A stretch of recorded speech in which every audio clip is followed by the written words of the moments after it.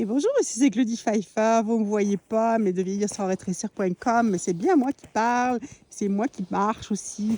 Donc, je fais suite à cette semaine où il y avait mes leçons en éducation somatique, que ce soit dans la méthode Feldenkrais ou bien en Ballons-nous ou encore des eaux pour la vie. On a vraiment abordé la notion du pied, comment améliorer notre contact avec un terrain accidenté. Et là, comme vous pouvez voir, hein, la neige est fraîche, puis c'est pas mal, ça bouge pas mal dans tous les sens. Puis ce qui est intéressant à observer, c'est qu'au début, quand on commence à marcher, bien, on se rend compte qu'il y a le terrain, il y a nos chaussures et il y a le pied. Trois entités qui travaillent pas forcément encore ensemble. Puis petit à petit, dans maintenant la conscience dans chaque orteil, le poids, l'avant du pied au talon, le bord externe du pied, le bord interne du pied.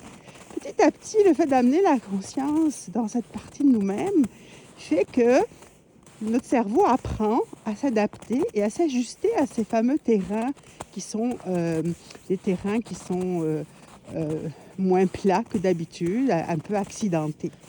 Donc, c'est intéressant non seulement pour l'équilibre, mais de voir qu'au final, alors à ce moment-là, le pied, la chaussure et le terrain font un, travaillent ensemble, sont des amis. Et ça s'exerce évidemment en salle lorsqu'on prend les cours, mais aussi c'est intéressant d'aller de l'expérimenter sur le terrain. Alors évidemment ici il y a de la neige, on est au Québec, mais évidemment si vous êtes en France ou dans un pays où il n'y a pas de neige, peut-être vous pouvez faire l'expérience sur le sable ou sur l'herbe ou sur des terrains accidentés, il y en a toujours partout avec des racines et voir comment votre pied finalement s'ajuste à un terrain qui est plus accidenté. C'est ma petite capsule de Claudie Pfeiffer, vieillir-sans-rétrécir.com. Je vous dis à très très bientôt.